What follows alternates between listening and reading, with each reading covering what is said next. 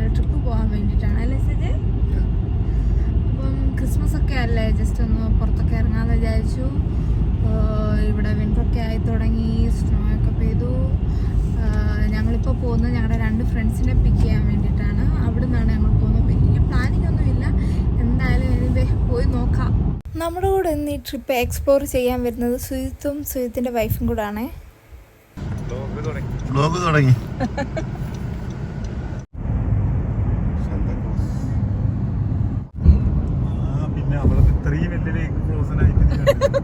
അവിടുത്തെ കടലോടെ ഫ്രോസൺ ആയി, അവിടെ കടലോടെ ഫ്രോസൺ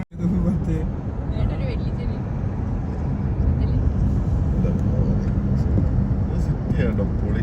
എനിക്കൊരു ഇരുട്ടായ പോലെ ഇല്ലേ,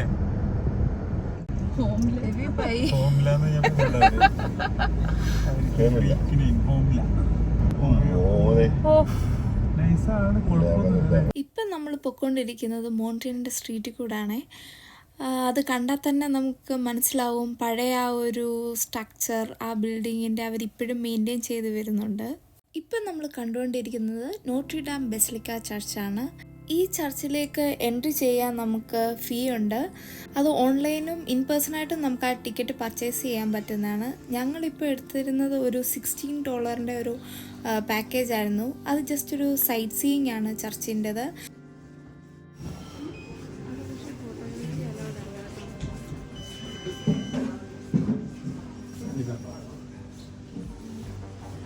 പള്ളിയിലോട്ട് കയറി ചെല്ലുമ്പോൾ തന്നെ നമുക്ക് ഈ ക്യാൻഡിൽസൊക്കെ കാണാവേ.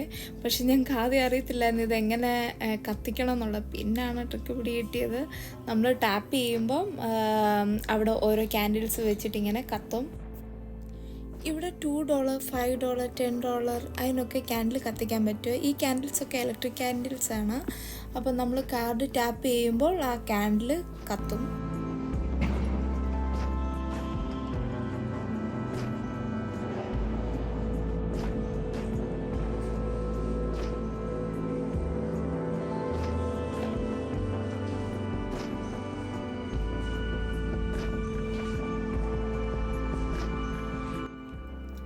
ഈ പള്ളിയുടെ 2 വശത്തുമായിട്ട് നമുക്ക് ഒരുപാട് രൂപക്കൂടുകൾ കാണാൻ പറ്റുമേ.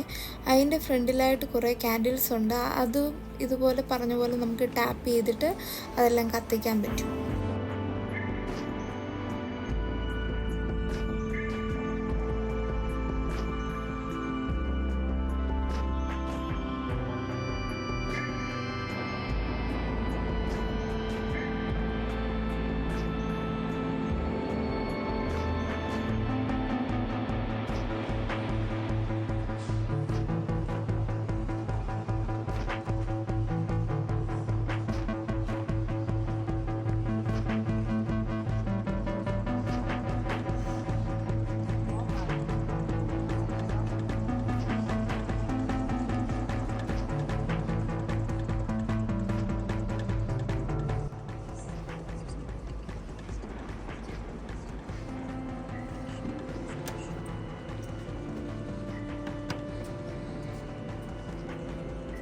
എങ്ങനെയുണ്ട് പള്ളി? എങ്ങനെയുണ്ട്?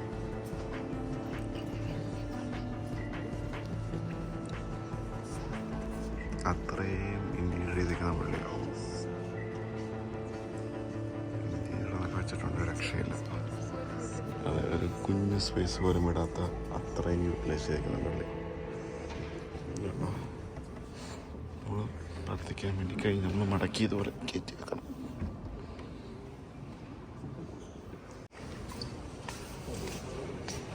നല്ല ഓരോരോ സ്ഥലങ്ങളാണ് പ്രാർത്ഥിക്കാനുള്ള. ആശോകടിച്ച് സ്റ്റാറ്റിക് ഫോഴ്സ്.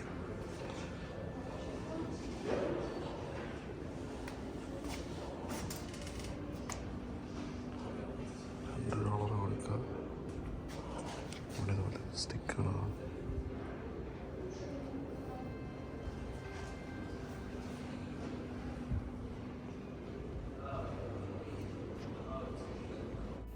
ഈ പള്ളിയുടെ കൺസ്ട്രക്ഷൻ സ്റ്റാർട്ട് ചെയ്തത് 1824-ലാണ്. അത് കഴിഞ്ഞിട്ട് കൺസ്ട്രക്ഷൻ എൻഡ് ചെയ്തത് 1829-ലാണ്. പിന്നെ ഈ ഒരു പള്ളീനെ മൈനർ ബസിലിക്ക എന്ന് പറഞ്ഞ് റാങ്ക് ചെയ്തിട്ടുണ്ടായിരുന്നു 1982-ൽ. അതുകൂടാതെ തന്നെ 1989-ൽ കാനഡയുടെ നാഷണൽ ഹിസ്റ്ററിക് സൈറ്റായിട്ട് ഇതിനെ അറിയപ്പെടാനും തുടങ്ങി. റേഡിയേറ്റർ പോലെ ഹീറ്ററാണ്. ഹീറ്ററാണ് ചൂടായി പിടിച്ച ചൂടുണ്ടാവും. ഹീറ്ററാണ്. കൊള്ളാലോ.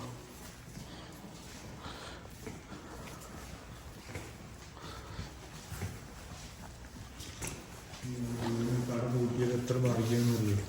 ഇന്ത്യൻ 40 പോയി.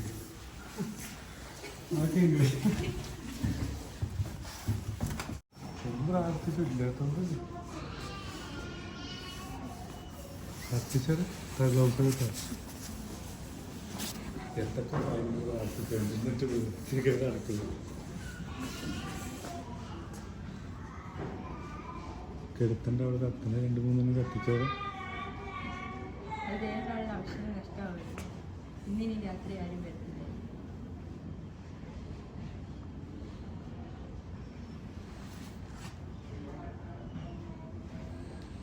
മതി ഒത്തിരി ആവേശം വേണ്ട. ഊത് ഊതിക്കെടുത്ത് എന്തിനു കത്തിക്കോട്ടെ തന്നെ കൊടുക്കും. കൈ പൊള്ളരുത്. ഊത്. അതിനകത്തേക്ക് കുത്ത്. കുത്തിക്കെടുത്ത് മനസ്സിലായോ? അല്ലാതെ ഊതിയത് കേടില്ല. കുത്തിക്കെടുത്ത്.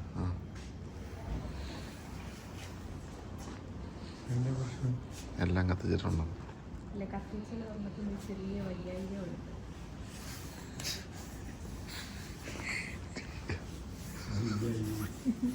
ഇതിന് നോക്കി നാളെ പുൽക്കൂടാക്കൂല സെറ്റപ്പ്. യേശുവിനെ വെച്ചിട്ടില്ല. പിന്നെ നാളെ വിൽക്കുള്ളൂ. നാളെ കൊണ്ടുവന്നു. പക്ഷെ നാളെ ഇവിടെ നല്ല പരിപാടി ഉണ്ട് കേട്ടോ. നാളത്തെ ടിക്കറ്റ് അല്ല, സോൾഡ് ഔട്ട് അല്ലേ? നാളെ ടിക്കറ്റ് ഇല്ല. നമ്മൾ ഇറങ്ങിയാണ് ഗൈസ്.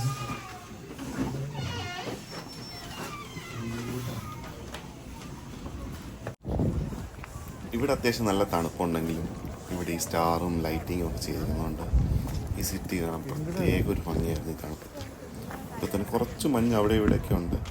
ഞങ്ങൾ ഈ എത്തിയ ടൈമിലൊന്നും മഞ്ഞ് പെയ്തിട്ടില്ല. അതുകൊണ്ട് തന്നെ നമുക്കിത് മൊത്തം നടന്ന് കാണാൻ പറ്റി. നല്ലത്.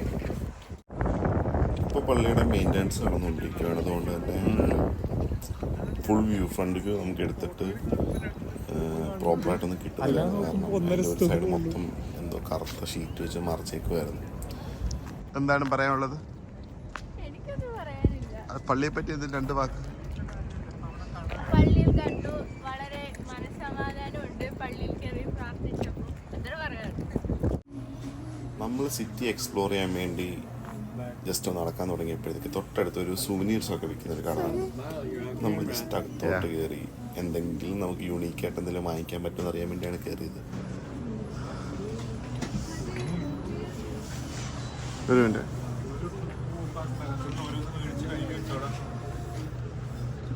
എന്താ സാധനം?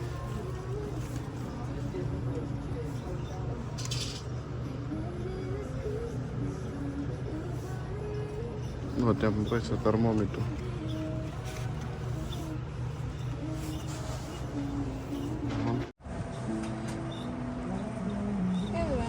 ഇതെങ്ങനെയുണ്ട്?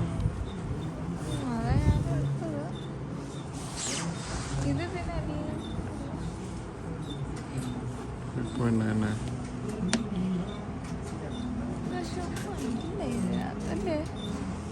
വേറെ എന്തെങ്കിലും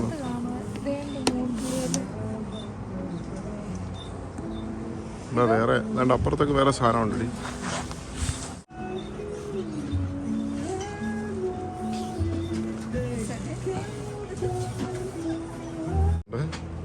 ബേബി ഇതെങ്ങനെയുണ്ട്?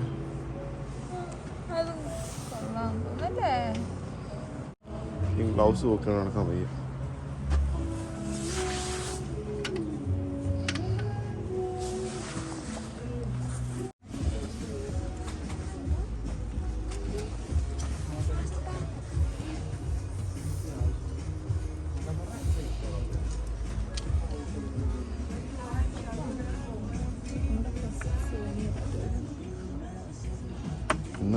കടപ്പ സാധനമാണ്, നല്ല വെയിറ്റ്.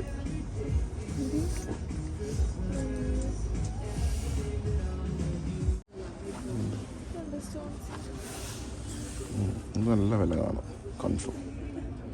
$22. പക്ഷെ ഇത് ഒറിജിനൽ സ്റ്റോണാണ് മറ്റേത്. അങ്ങ് വെകിലി പിടിച്ചങ്ങ് പോവാണല്ലോ. അതാണ് ഇനിയും കൊണ്ട് ഞാൻ ഇങ്ങോട്ട് പോകാത്തൊരു കയർ എന്തെങ്കിലും പോകുന്ന പോക്ക് കണ്ടു. കണ്ടുപിടിക്കണം, കുറച്ച് ട്രാക്കർ എന്തെങ്കിലും പിടിപ്പിക്കണം.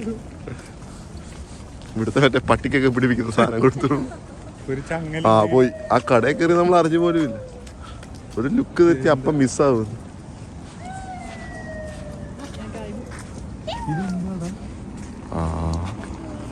കേറിക്കോ കേറിക്കോ.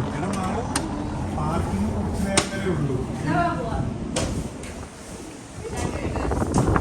ബാബാ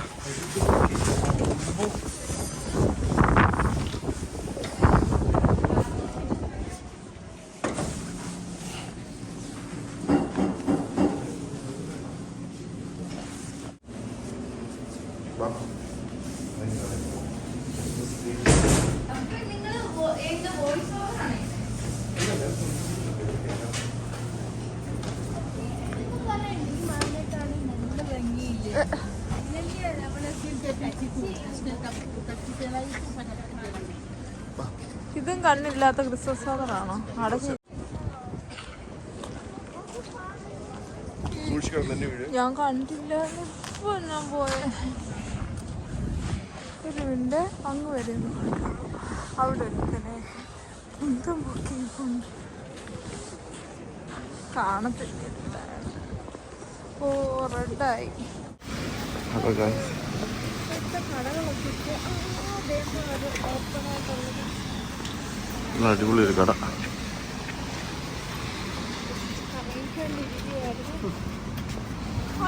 എൻ്റെ മോനെ, ചുട്ട കോഴി, ബീഫ് മൊത്തത്തിലെ സ്ലോ കുക്ക് ചെയ്ത്.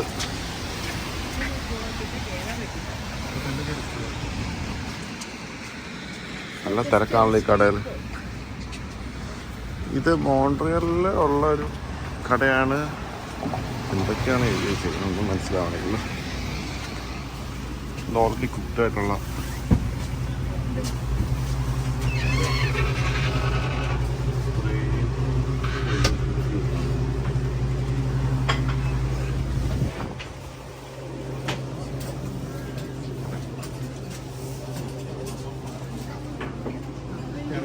ഇറങ്ങാം.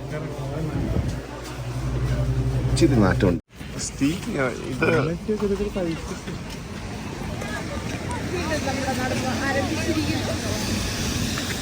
എന്തോ ഒരു വൃത്തികെട്ട മണം കണ്ടല്ലേ. എന്ത് നിന്റെ ഭാര്യ എന്ത്? അതല്ല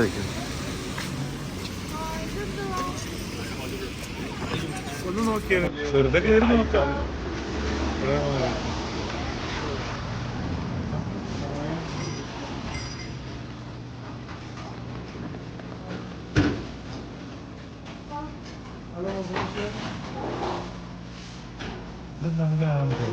അത് പന്നി.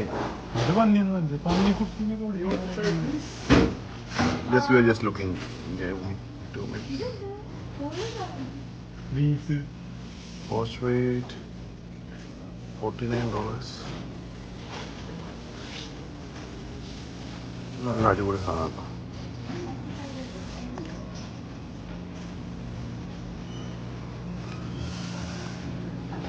ഇതിനൊക്കെ ട്രൈ ചെയ്തിട്ടുണ്ട്. സ്വീറ്റാണ്.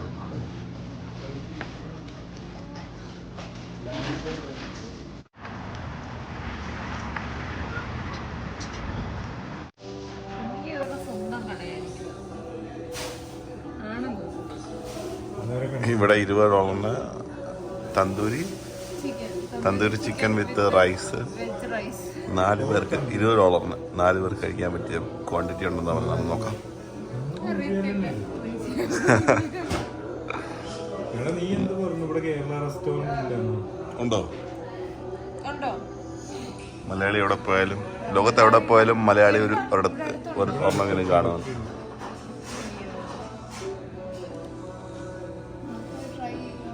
പക്ഷെ $20 4 പേർക്കുള്ള ഫുഡ് കിട്ടണം, ഭയങ്കര ലാഭം. അങ്ങനെയാണ് നാളെ. നമ്മളവിടെ ഒരാൾക്ക് കഴിക്കാനുള്ളത് നമുക്ക് നോക്കാം. നമ്മളിപ്പോൾ മറ്റേ റെസ്റ്റോറൻറ്റിൽ നിന്ന് 4 പേർക്കുള്ള ഫുഡ് 20 വാങ്ങിച്ചു. പക്ഷേ അവിടെ ആ കൂടെ ഒരാൾക്ക് തികച്ച് കഴിക്കാനുള്ള ഫുഡേ ഉള്ളൂ. അത് 4 പേർക്ക് കഴിക്കാനുള്ള ഫുഡില്ല. നമുക്ക് ഫുഡിൻ്റെ ടേസ്റ്റൊക്കെ ആണെന്ന് പറയാം. റൈറ്റിലോട്ട് ബാപ്പ അങ്ങോട്ട്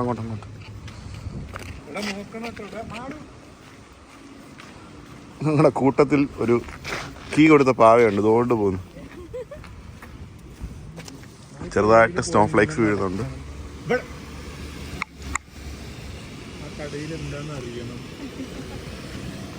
ഇതൊരു പള്ളിയാണോ, സ്കൂളാണോ, കോളേജാണോ?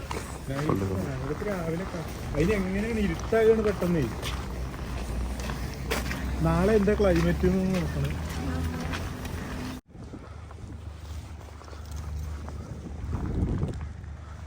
മൊത്തം മഞ്ഞ ഗായ്സ്. എങ്ങനെയുണ്ട് എക്സ്പീരിയൻസ്? എന്തോ സംഭവം അവിടെ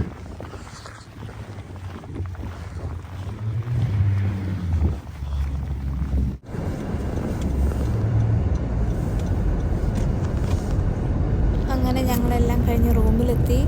ഈ റൂം ഞങ്ങൾ Airbnb വഴി ബുക്ക് ചെയ്തായിരുന്നു. ഏകദേശം $142 ആയിരുന്നു. 2 റൂമും ഒരു വാഷ്റൂമും വെച്ചിട്ടായിരുന്നു.